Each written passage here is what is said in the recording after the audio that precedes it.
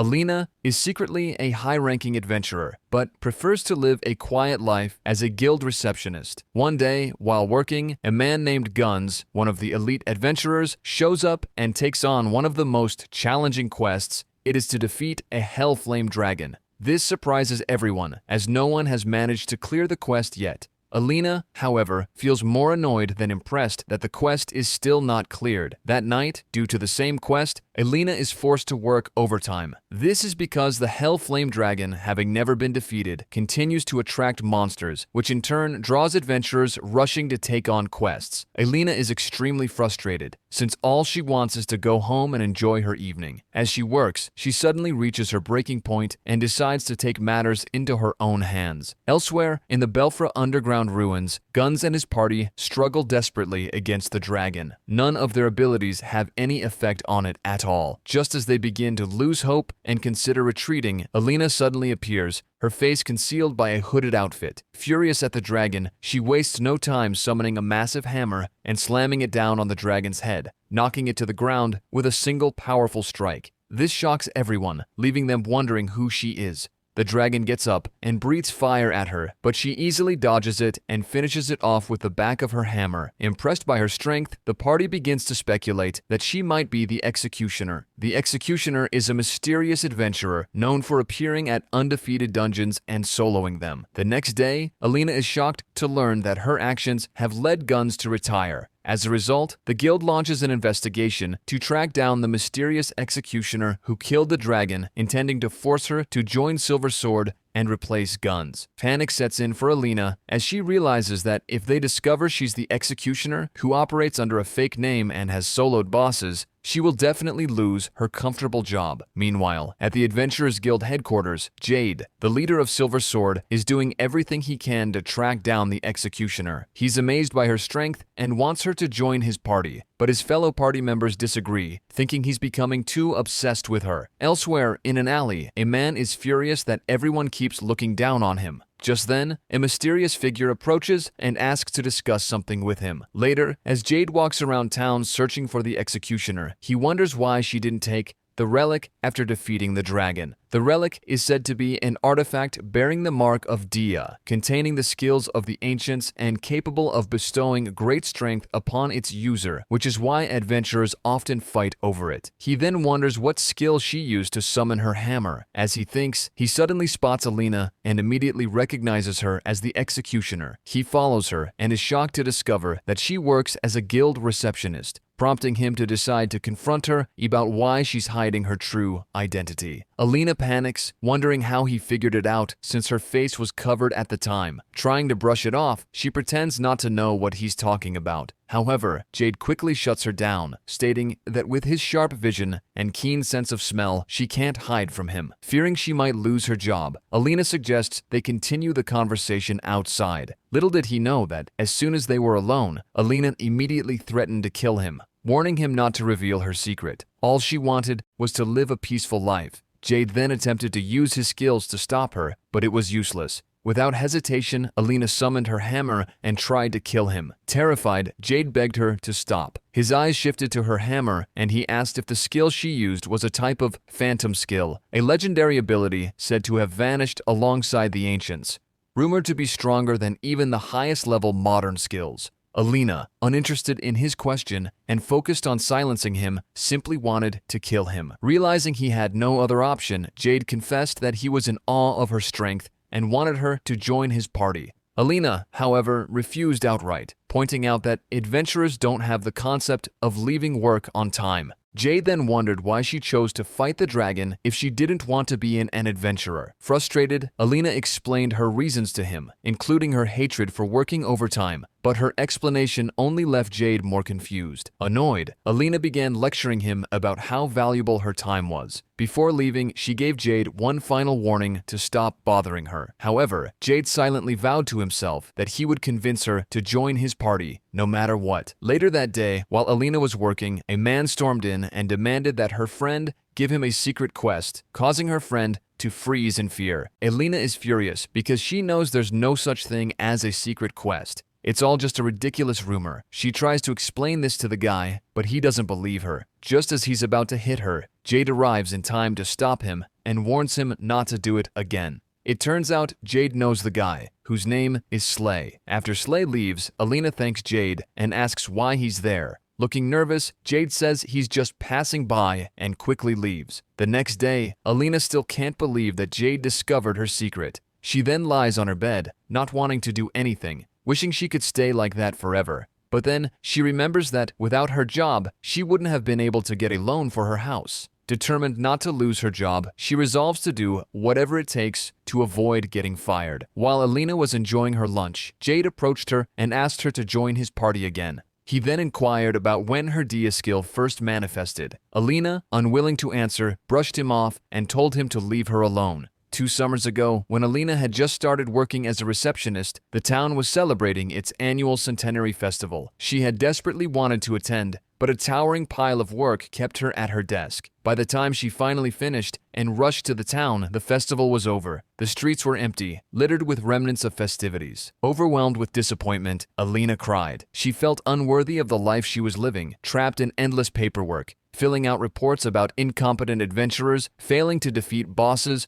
or overdue missions piling up. The relentless overtime crushed her spirit, and she hated everything that kept her tied to her job. At that moment, Alina prayed to the gods for great power, enough to bring an end to everything holding her back. It was said that during the centenary festival, the gods listened to the deepest desires of those with the strongest will, blessing them with Dia's power. To her astonishment, her wish was granted. Alina suddenly felt a surge of power coursing through her. Later, while Jade was walking around town, wondering how to change Alina's mind, he suddenly heard an explosion nearby. Alarmed, he rushed to investigate and was shocked to find none other than Slay commanding a raid boss attempting to destroy the town. Earlier that day, a group of adventurers had successfully captured the raid boss. However, Slay saw an opportunity and used his skill to take control of it, turning the situation into chaos. Meanwhile, Alina heard the commotion outside, and when she went to check, she was horrified to see Slay destroying the town. Panicked, she rushed to check on her house, desperately hoping it was safe. However, to her shock, she found it completely destroyed. The sight filled her with fury. At the same time, Jade was struggling to fend off Slay. Just when he thought he was about to lose, Alina arrived and obliterated the raid boss with a single, devastating attack, leaving Slay terrified. Shortly after, the guildmaster, Glenn, arrived at the scene to assess the situation. He used his skill, Time Observer, to investigate the area. Elsewhere, Alina was devastated by the loss of her house. Trying to comfort her, Jade offered her a place to stay at his home for the night. Alina, however, glared at him in disgust and bluntly told him she would stay at an inn instead. After that, Alina returned to the Adventurers Guild to finish her work, with Jade gladly tagging along to help. To Alina's surprise, Jade turned out to be much better at her job than she was, which annoyed her to no end. Noticing her frustration and growing gloom, Jade tried to cheer her up by finding something sweet for her to eat. While checking his purse, he suddenly noticed some text inside the relic Alina had crushed the other day. Upon examining it, the message revealed a hidden quest: to defeat all the floor bosses in the Chalk Tower. Alina, uninterested in the quest, brushed it off and went back to her work, while Jade quietly decided to investigate it on his own. The next day, Alina was shocked to find herself in the news again. Just then, her friend, who believed the executioner was a man, came over and started gushing about how cool the executioner was for protecting the town. Apparently, her friend was a huge fan of the executioner. Alina didn't know how to respond, so she could only smile nervously. Later, while Alina was working, the guildmaster, Glenn, came to find her and told her to meet him at the guild's headquarters. He revealed that he knew she was the executioner due to his skill, which allowed him not only to stop time at the scene, but also to see into the past. Alina thought her life was over. She was sure she was going to get fired from her job. Seeing her so down, Jade tried to cheer her up, but she snapped at him, telling him to leave her alone and that she hated him. Hearing this, Jade broke down in tears. His party members felt bad for him, but didn't know how to help. They then looked at Alina, still struggling to believe that she was the executioner. Afterwards, she went to meet the guildmaster. To her surprise, instead of firing her, he wanted to challenge her to a duel, leaving her stunned. The guildmaster then offers Alina a deal. If he wins, she must join Silver Sword. However, if she wins, the guild will stay out of her way and she'll keep her job as a receptionist. Alina smirks, summons her weapon, and leaps into the air, ready to strike. In an instant, the guildmaster activates his skill, stopping everything around him. But Alina is able to shatter through it with ease. His eyes widen in shock, as he had never expected anyone to break free. Realizing he stands no chance, he lets out a heavy sigh and concedes defeat. Later, the guildmaster explains to Alina that the reason he fought her was to understand the true nature of her skill. Skills are categorized into 3 types: Regan skills, the higher-ranking Sigurd skills, and the most powerful of all, Dia skills. After their fight, he confirms that Alina indeed possesses a Dia skill. Alina, uninterested, turns to leave, but the guildmaster stops her, revealing that they need her. Apparently, Jade's investigation into a secret quest led them to discover a new dungeon called White Tower. Hearing this, Alina's expression darkens. A new dungeon means an overwhelming surge in quests, which means overtime work for her until it's cleared. Frustrated, she glares at the guildmaster. Stunned by her reasoning, he still tries to recruit her for the dungeon expedition.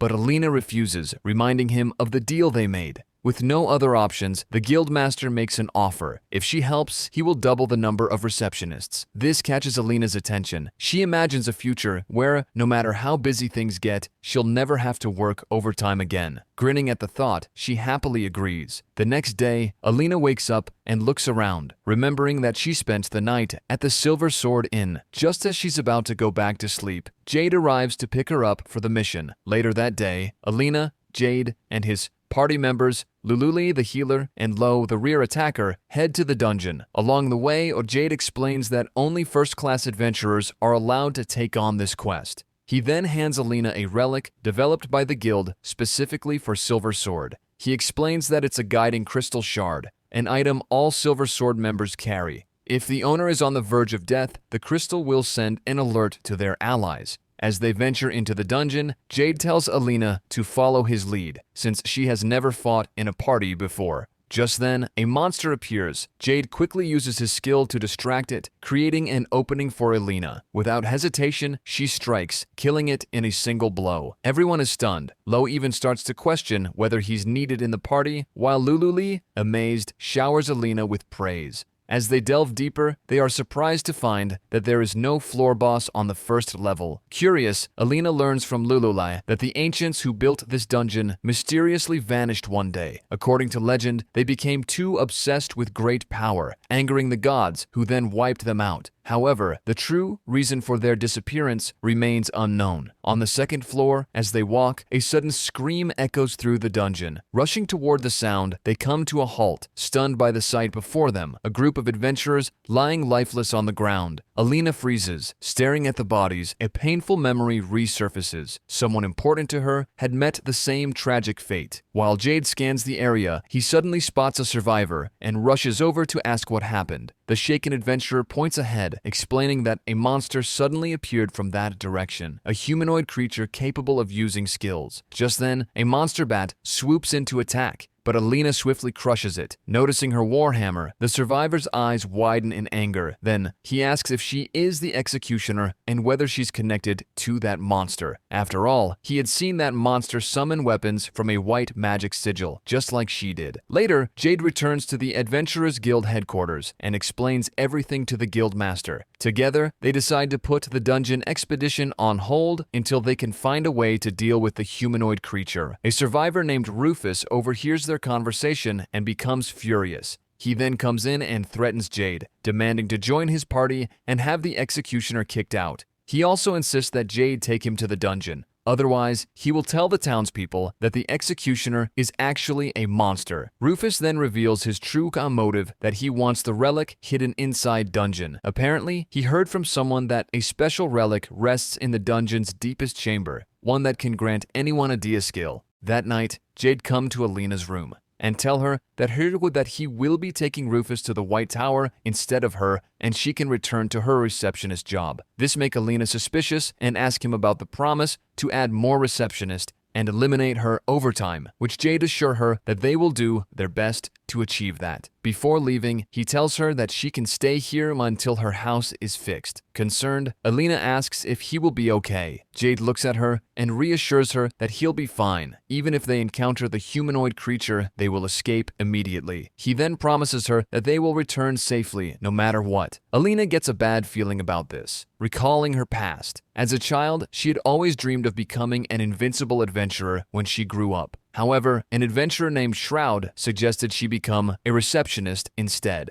saying it was a safer and more stable job. But Alina refused. She wanted to go on quests with him. She even made a promise that one day they would adventure together. However, that promise was never fulfilled as he was killed on the quest the next day. Later, in the dungeon, Jade grows exhausted from constantly using his skill, Sigurth Beast, which allows him to detect monsters. He has been relying on it non-stop to avoid encountering the humanoid creature at all costs. Meanwhile, Rufus smirks and tells Jade to keep going, showing no concern for his exhaustion. As they reach the final floor, they are shocked to find that the floor boss has already been slain by the humanoid creature. The figure then introduces himself as the Dark God Scylla, claiming he is neither a monster nor a human. Without warning, he summons a spear and hurls it at Jade. However, Jade quickly activates his skill, blocking the attack, much to Dark God's amusement. Realizing they stand no chance, Jade and his party attempt to escape, only to be trapped by Rufus. Confused, they demand an explanation, and Rufus reveals the truth. Apparently, the Dark God was originally sealed here, but he learned that by feeding him human souls, the seal would break. That's why Rufus killed his own companions, to resurrect the Dark God. Now, he intends for Jade and his party to be the next sacrifices, believing that once Scylla is fully revived, he will obtain a Dia skill. However, as Rufus continues speaking, the Dark God suddenly appears behind him. Before he can react, the Dark God kills him and devours his soul. To the Dark God, all who enter his sight are nothing more than prey. Meanwhile, as Alina worked, she kept glancing at her crystal shard, hoping Jade and his party were safe. Back in the dungeon, Lo tried to attack the Dark God with fire magic, but it had no effect. In response, the Dark God hurled his spear at Jade, shattering part of his shield and managing to wound him. However, Jade's injury healed instantly thanks to Lululi's regenerative skill. Noticing this, the Dark God became intrigued and used his mirror skill and successfully steal her ability and her staff. Knowing they had no chance of winning, Jade told his party to escape while he stayed behind to buy time. However, they refused to leave him. As they argued, the Dark God summoned a swarm of floating swords and launched them at Jade. Not wanting his sacrifice to be in vain, Lo quickly grabbed Lululi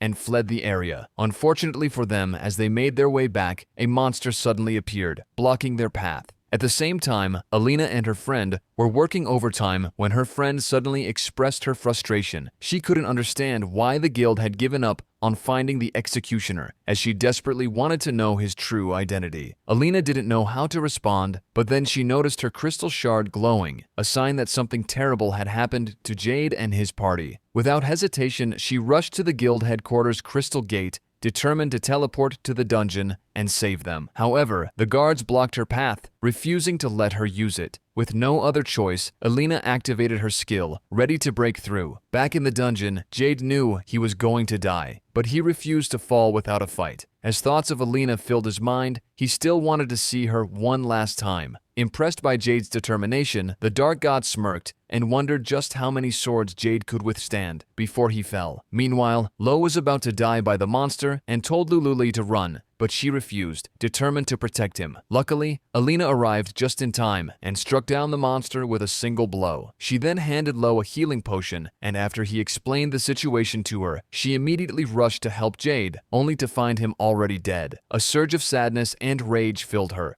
Just then, a spear flew toward her, but she dodged it effortlessly, which impressed the Dark God. Upon seeing the Dark God, Alina grew furious and quickly summoned her hammer, striking him with a powerful blow. He was stunned to realize that she could use the same skill as him. In response, he summoned swords around her and launched a relentless attack, managing to wound her. Just as she was about to be struck down, a shield appeared out of nowhere, blocking the attack and saving her. Revealing that Jade was still alive, Alina quickly got back on her feet and drove the back of her hammer into the dark god's chest, piercing through and killing him. She then rushed to Jade, who immediately hugged her, overjoyed that she had come to save him. As she handed him a healing potion, the dark god suddenly rose to his feet, his wounds closing as he used the skill he had stolen from Lululai. The dark god smirked, declaring that Alina held the same power as his creators, which meant she couldn't defeat him no matter what. After all, he was the one who had devoured them all. The dark god summoned swords around Jade and Alina, trapping them. Jade believed this was the end for both of them and planned to shield Alina with his own body so she could escape, but she refused. Determined to fight, Alina summoned her weapon and tried to break through, desperately attempting to get close to the dark god. Unfortunately for her, the swords were too fast, cutting her down and leaving her badly injured. The dark god watched, confident in his victory, but to his shock, Alina rose to her feet once more, refusing to die here. She unleashed all her power, moving at lightning speed. Fearing defeat, the dark god used his ultimate skill against her. But it was useless. In an instant, Alina struck him down, leaving only his head and body intact. The dark god smiled and had told Alina that there was more than one dark god in this world. As he tried to say more, Alina swiftly finished him off. Suddenly, the black relic appeared. When they exited the dungeon, they found Lo and Lululai waiting outside, relieved and happy to see that Jade was still alive. Several days had passed, and Alina was back to her usual routine, thanks to the guildmaster covering for her and making sure that her identity as the executioner was not exposed. As for Lululai, whose skills had been stolen, she was able to regain them after the dark god's defeat, and now focused on healing Jade and Lo. That night, while working overtime, Jade approached Alina, offering to help with her tasks, and she gladly accepted. Alina is just about to enjoy her lunch break when an adventurer suddenly rushes up, eager to take a quest. Annoyed, she takes a deep breath, forces a smile, and offers to help. Later, she complains to her coworker, who asks why she didn't just say no. Alina explains that if he had filed a claim,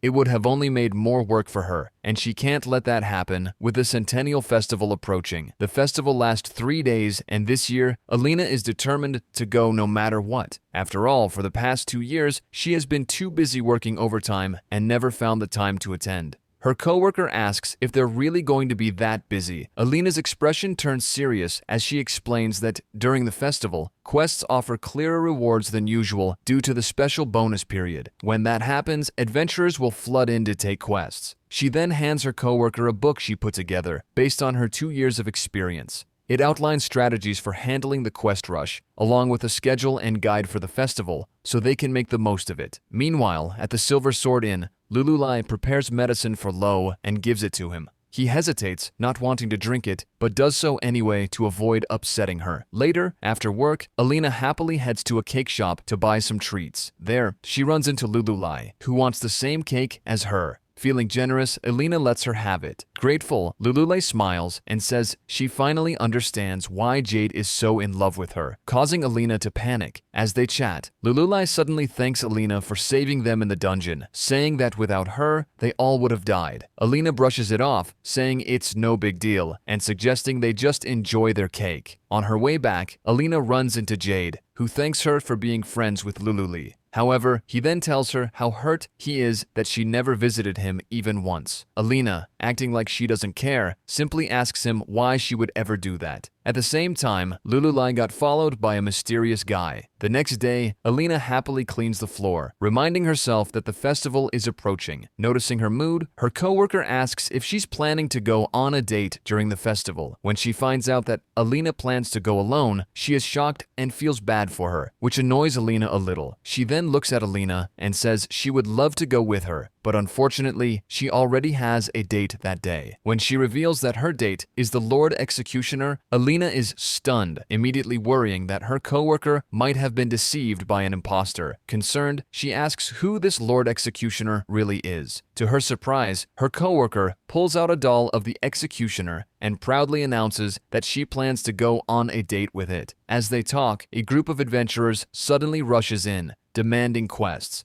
This makes Alina confused since the special bonus period hasn't even started yet. Meanwhile, at the Adventurers Rancho Guild training ground, Jade and his party are training with their new member, Sybil, as they face off against a wolf monster. Though Sybil is strong, his overconfidence gets the better of him, and he ends up getting injured. Jade then quickly orders Lululai to heal him. But when Lululai sees Sybil's wound, she freezes, haunted by memories of fallen adventurers in the dungeon. Noticing her distress, Jade calls out to her, snapping her back to reality. Once healed, Sybil recklessly charges back into the fight, furious that he was nearly killed. Ignoring Jade's warnings to stand down, he attacks in a blind rage. The monster, however, manages to knock the sword from his hand. Just as it's about to strike the final blow, Alina arrives in the nick of time, killing the beast with a single shot, shattering the hologram generator in the process. Alina glares at Jade in anger before dragging him away to talk in private. Meanwhile, Sybil, ashamed that he couldn't defeat the monster, quickly runs off to train harder. Lo and Lululi watch him go, wondering if they'll have to find a new member again. In the guild master's office, Alina asks Jade why so many adventurers are suddenly rushing to take quests. The guildmaster and Jade explain that a rumor has been spreading about a secret quest containing a relic that grants a Dia skill. Though they don't know who started the rumor, they promise to do their best to track down the source. Afterward,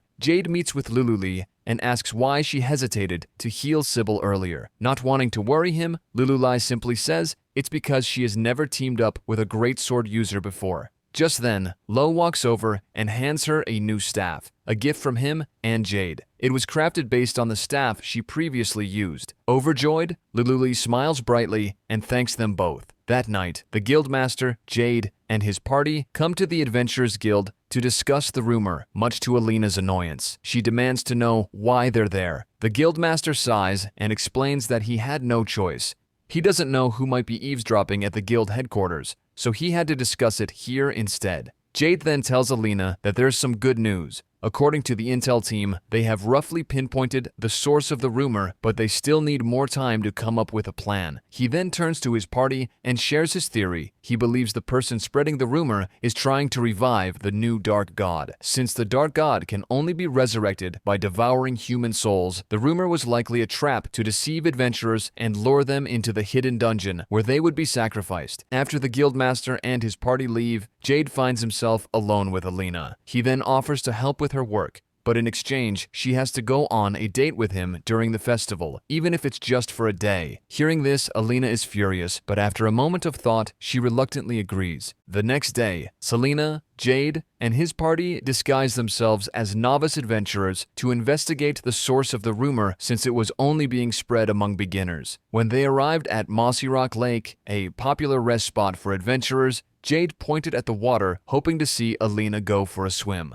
However, she refused, leaving him disappointed. He couldn't help but imagine how stunning she would look in a swimsuit. Noticing his thoughts, she immediately grabbed him and tossed him into the lake. Meanwhile, Lululai and Lo happily enjoyed their time swimming. At night, they sat around the campfire, chatting, when Lo suddenly started teasing Lululai about how she first joined the party, making her flustered. Just then, a group of adventurers approached them. Noticing this, Alina, Jade, and his party quickly concealed their faces before greeting them. As they talked, the group's leader introduced himself as Heights and asked Jade if he wanted to become stronger. He claimed to know a way to gain immense power instantly, without training. According to him, accepting a secret quest would reveal a hidden dungeon, and completing it would grant a special relic. Hearing this, Jade and his party revealed themselves and surrounded the group, demanding to know where Heights got that information and why he was doing this. Heights was surprised but showed no fear. One of the adventurers suddenly rushed to attack Jade, but before he could do anything, Alina's hammer struck him, knocking him unconscious. Unlike Jade, Alina didn't care about their reasons. She only wanted to kill them for spreading the rumor. Her murderous intent made everyone freeze, even Jade, who desperately tried to stop her. He wanted to capture them alive, but Alina didn't care. Just as she was about to kill Heights, he activated his skill, teleporting himself and his group away in an instant. Jade and his party approached the unconscious man, intending to question him. As soon as he woke up, he immediately recognized Lululi and exposed her past, calling her as a murderer who abandoned her comrades without hesitation. Just as he tried to say more, Alina stepped forward, completely uninterested in his words, and struck him with her hammer without a second thought. Later, Alina's co-worker was shocked to see Jade helping her with her work. Jade simply smiled and explained that he was doing it in exchange for a one-day date with Alina at the festival. This surprised her, but she was happy for Alina. After all, Jade wasn't just good-looking, but also a wealthy adventurer. However, Alina couldn't care less. She told her co-worker that she didn't love Jade at all. The only things that truly made her happy were desserts after a hard day's work and late-night treats before a well-earned day off. Her co-worker sighed in disappointment, wondering what Jade even saw in her. When Alina took a short break, leaving her co-worker alone with Jade, her co-worker told him that Alina was a kind and hard-working person, asking him to continue treating her well. Jade smiled and nodded, reassuring her. Deep down, he was determined to become even stronger, for Alina's sake. Meanwhile, Lululi dreamed of her entire party lying dead, their voices echoing as they called her a murderer. Elsewhere, in the Adventurers Guild's audience hall, the higher-ups questioned the guildmaster about the executioner's identity. However, the guildmaster firmly refused to reveal anything, stating that the executioner only wanted to live a peaceful life.